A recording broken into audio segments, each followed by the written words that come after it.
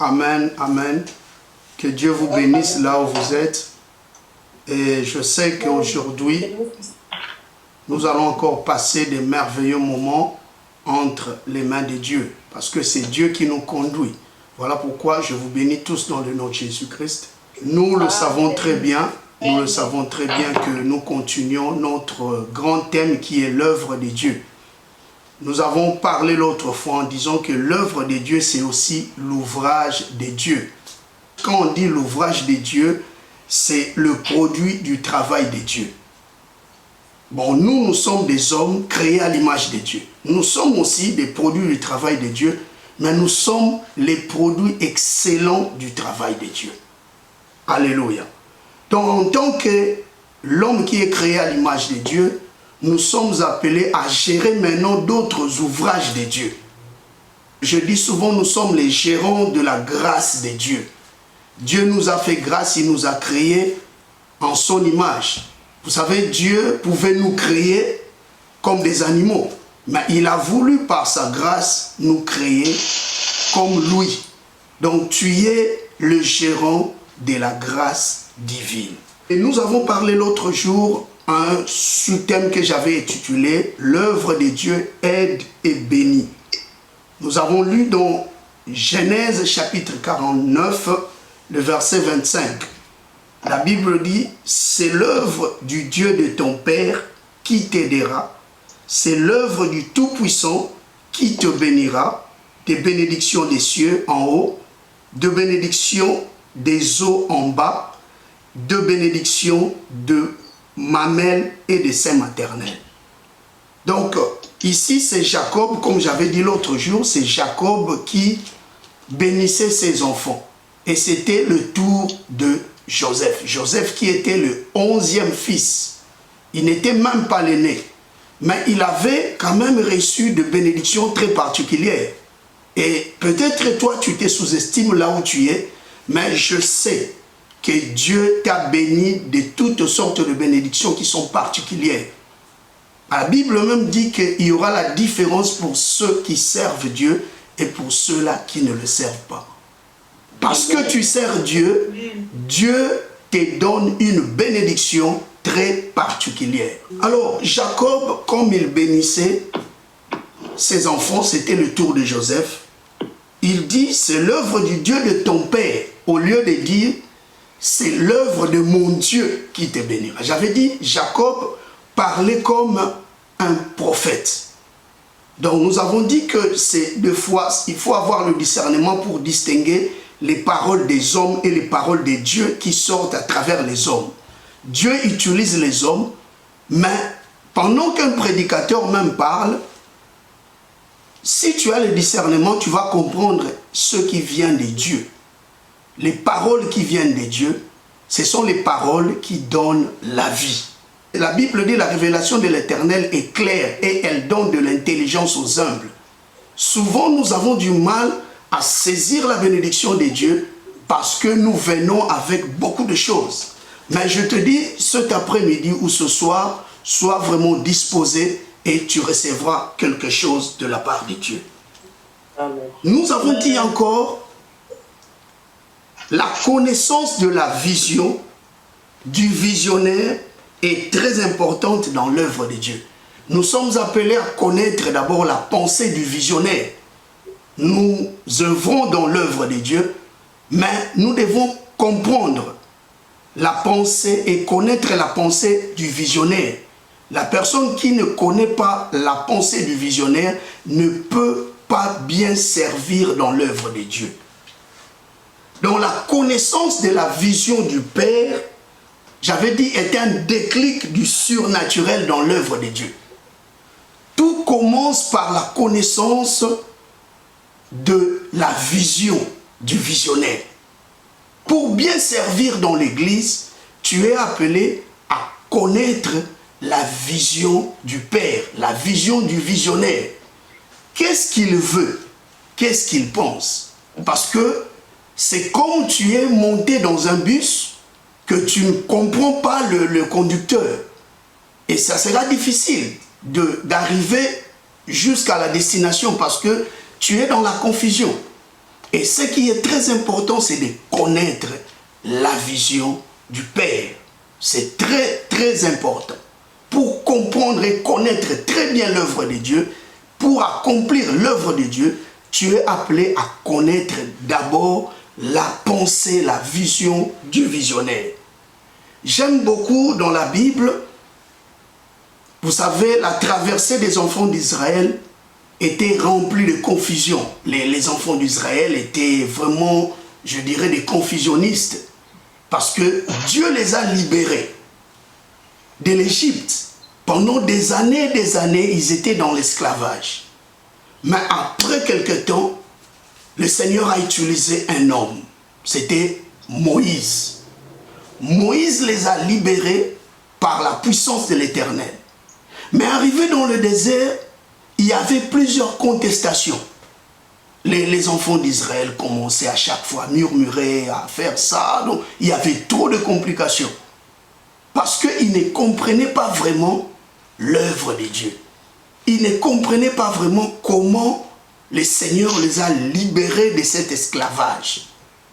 Alors, arrivé à un certain temps, vous lisez Exode chapitre 14, plus précisément le verset 31.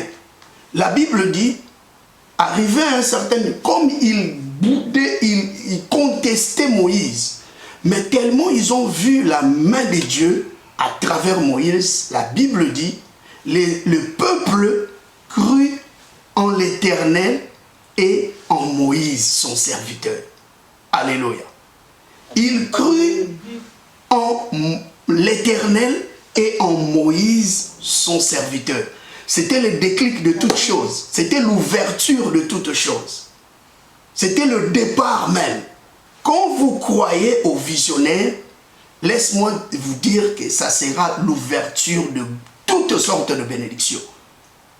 Parce que ce qui est très important, c'est d'être conduit, c'est laisser conduire. Alléluia. Alors,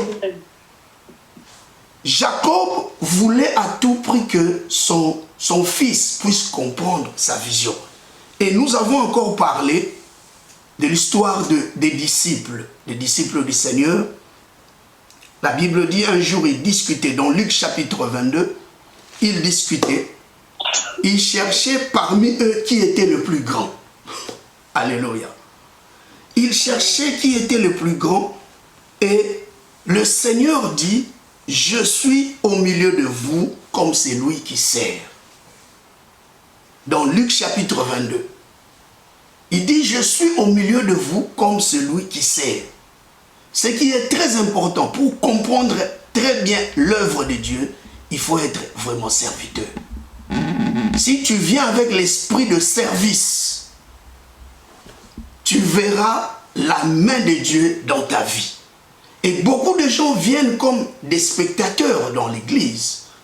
Mais le souhait de Dieu est que nous tous, nous soyons des serviteurs.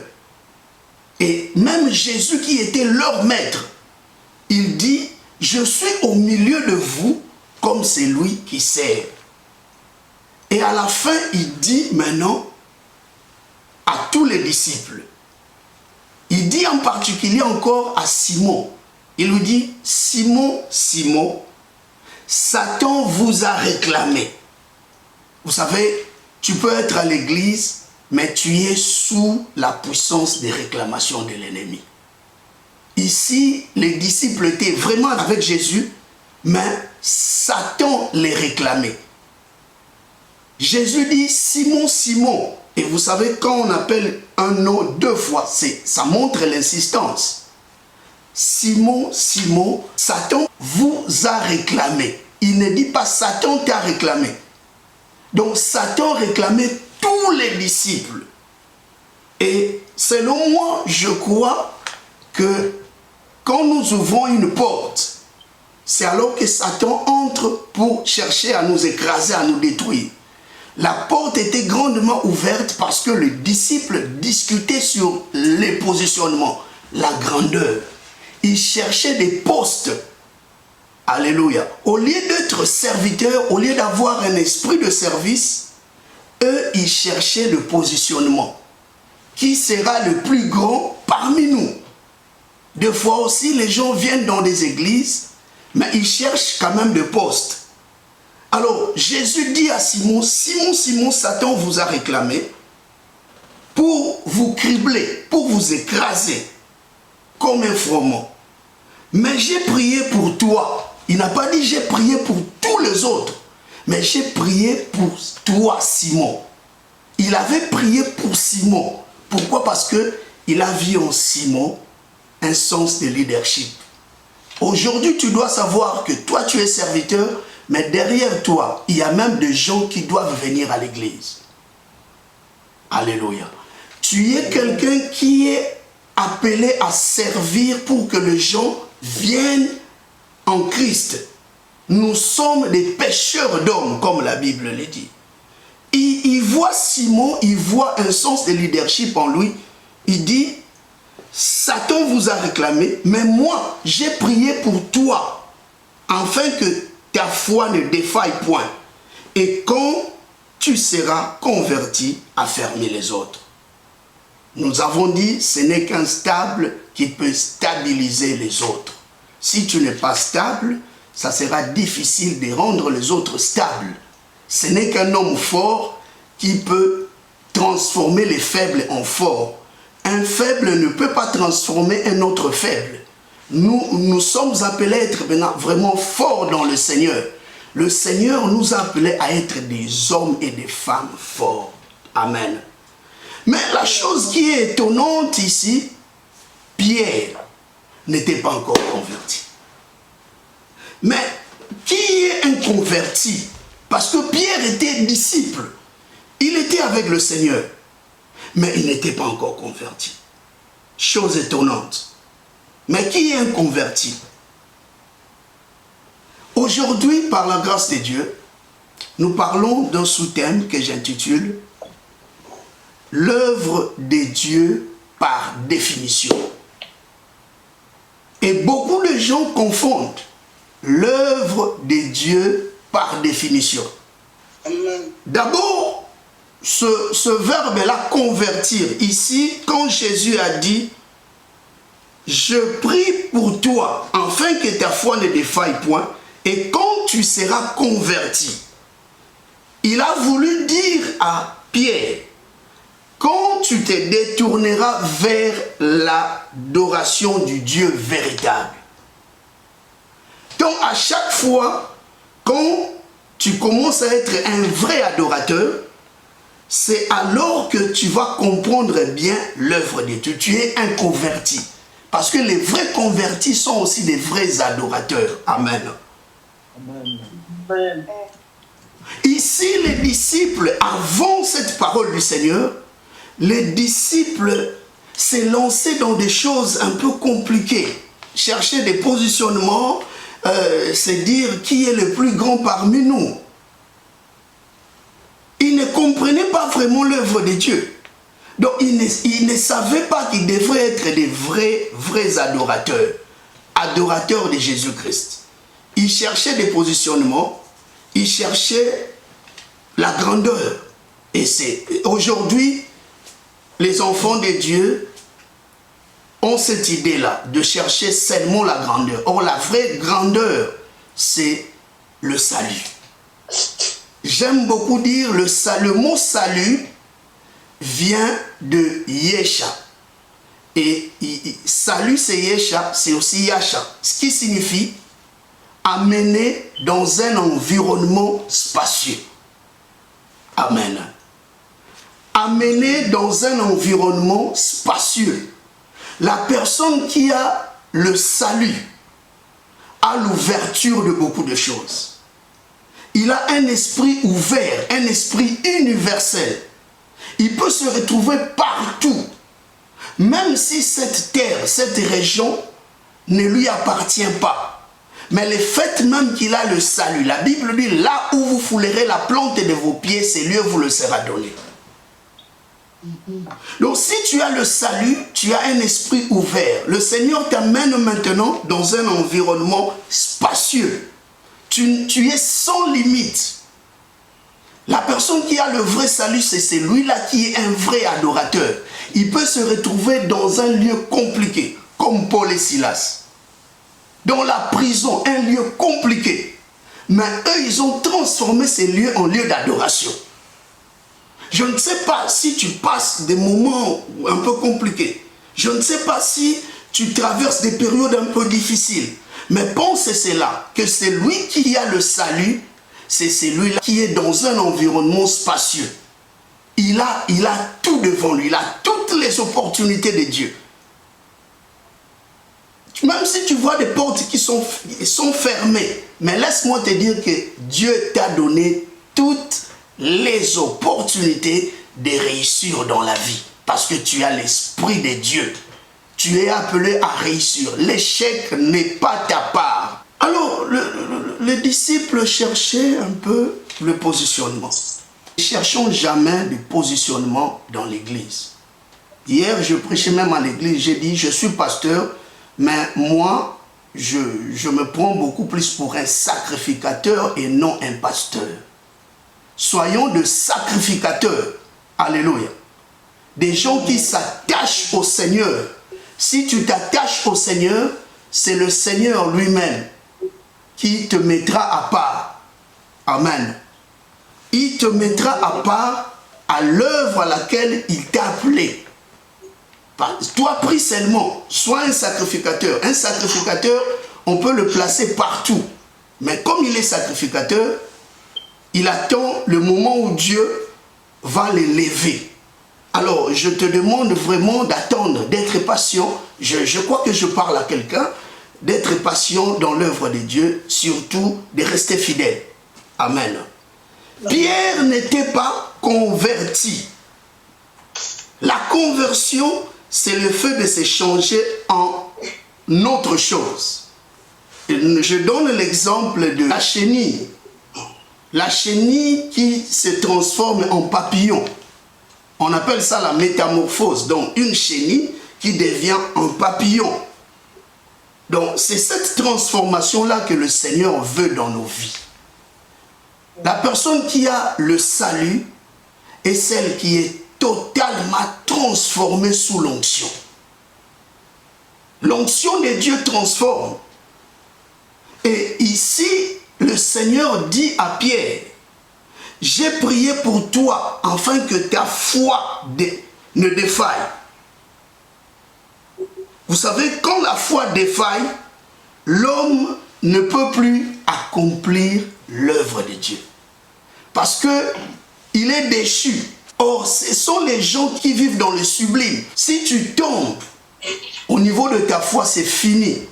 Tu ne peux pas bien accomplir l'œuvre de Dieu. Je déclare que tu sois debout au nom de Jésus-Christ. Pour bien accomplir l'œuvre de Dieu. Vous savez, ce qui est important dans nos vies, c'est la foi. Amen. Voilà pourquoi Jésus a prié pour Pierre, pour que sa foi ne défaille. Parce que si ta foi défaille, c'est fini pour toi. Ce qui est très important, c'est la foi. La foi, c'est le soubassement chrétien, le fondement chrétien. Si tu manques la foi, c'est impossible d'accomplir l'œuvre de Dieu. Donc Dieu agit au travers de notre foi. Alléluia. Dieu utilise notre foi pour opérer. Tu ne peux pas servir d'une manière qualitative le Seigneur si tu n'as pas la foi. Donc tous ceux qui ont la foi ferme, ce sont ceux-là qui servent Dieu avec excellence.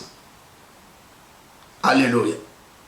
Parce que c'est la foi, donc tout commence par la foi.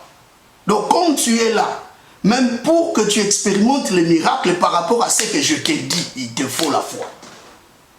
Sans la foi, rien ne peut se passer. Voilà pourquoi l'apôtre Pierre dit, ajoutez à la foi la vertu. Selon lui, c'était d'abord la foi. Et puis c'est vrai, selon notre vie spirituelle, tout commence d'abord par la foi. Au lieu de dire ajouter la connaissance, parce que la foi, c'est le début. La foi, c'est le commencement. Tout commence par la foi. Même pour bien servir dans l'œuvre de Dieu. pour s'attacher à l'œuvre de Dieu, tu as besoin de la foi. J'ai une définition simple de la foi. La foi, nous connaissons, il y a plusieurs définitions. Tu peux même donner la définition de Hébreu. Dans le livre d'Hébreu, la foi vient de ce qu'on entend, tout. C'est bien. C'est pas mauvais. Mais moi, après avoir médité, j'ai compris ce qu'on appelle la foi. La foi, c'est prendre au sérieux ce que Dieu dit. Prendre au sérieux ce que Dieu dit. Si tu crois vraiment que c'est Dieu qui te dit cette chose-là, prends-la au sérieux et tu verras beaucoup de choses. Souvent, les enfants de Dieu ne prennent pas au sérieux ce que Dieu leur dit. Quand Dieu te dit quelque chose, tu dois la prendre au sérieux. Et Dieu parle tantôt d'une manière, tantôt d'une autre. Dieu utilise ses serviteurs. Quand il te parle, quand l'homme de Dieu, quand le visionnaire, quand le pasteur te parle, considères-tu ce qu'il dit? Considère vraiment ce que les hommes de Dieu disent. Si tu prends au sérieux tout ce que dit Dieu, bien-aimé, ta vie sera une vie merveilleuse. Ta vie sera épanouie. La bénédiction va couler parce que toi, tu prends au sérieux ce que Dieu te dit. Amen. Mais je vous ai dit que notre sous-thème, c'est l'œuvre de Dieu par définition. Alors, quand nous lisons Jean chapitre 6, le verset 29, au nom de Jésus, Jésus a répondu aux gens qui le suivaient. La Bible parle dans Jean chapitre 6, Jésus était arrivé à Capernaum et les gens le suivaient. Pourquoi? Parce qu'il avait opéré un miracle. Les gens le suivaient parce qu'il avait guéri des gens. Il avait donné du pain aux gens. Alors, la Bible dit quand il arriva, ceux-là qui avaient vu comment le Seigneur avait opéré des miracles, la Bible dit, ils le suivirent. Ces gens sont venus pour prendre encore le miracle, pour recevoir encore des choses. C'est presque la même chose aujourd'hui. Quand vous voyez beaucoup d'enfants qui viennent dans des églises, si vous sondez le but ou l'objectif de son arrivée à l'église, tu verras qu'il vient pour un miracle, il vient pour chercher quelque chose. Beaucoup de gens qui sont dans des églises, qui ne réussissent pas dans l'œuvre de Dieu, parce qu'ils viennent avec des faux objectifs. Amen. Quand vous venez avec des faux objectifs, par exemple, quittant le pays, là, tu viens avec un objectif de devenir riche. Alors, tu viens à l'église, tu commences à demander à Dieu, parce que tu as un seul objectif, de devenir riche. Tu as besoin de matériel. Et après des années, tu constates que tu n'as pas reçu la chose. Tu peux te dire, peut-être ici c'est un mauvais endroit. Je dois quitter cette église pour aller dans une autre église. Peut-être là, je recevrai quelque chose. Donc, ce sont des faux objectifs parce que le vrai objectif d'un enfant de Dieu, c'est d'abord le salut, la vie éternelle. Si tu cherches la vie éternelle, le Seigneur va s'occuper de tes problèmes. Alors, c'est lui qui sert bien Dieu pour la vie éternelle. Vous allez remarquer qu'il va bien servir avec fidélité dans l'œuvre de Dieu. Ces gens qui suivaient le Seigneur, ils le suivaient juste pour recevoir des choses. D'abord, ils posent la question au Seigneur. Il dit, que ferons-nous pour accomplir les œuvres de Dieu? C'était une question. Alléluia. Alors la réponse du Seigneur était, l'œuvre de Dieu, c'est que vous croyez en celui qui l'a envoyé. Ici, le Seigneur parle de la fidélité, de la soumission et de la mission divine. Il parle de la fidélité, de la soumission et de la mission divine. Vous savez, celui qui est fidèle et celui qui est soumis dans l'œuvre de Dieu est aussi appelé celui qui a la foi.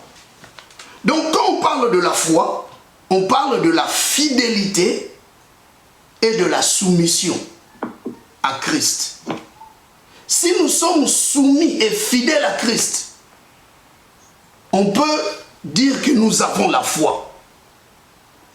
Donc, la soumission, la fidélité, c'est ce qui constitue la foi en Jésus-Christ. Avec la fidélité, avec la soumission, on peut bien accomplir l'œuvre de Dieu. Amen. Le Seigneur te dit ce soir, c'est très important, il te dit ce soir, cesse d'exister pour toi-même. Amen. Cesse d'exister pour toi-même.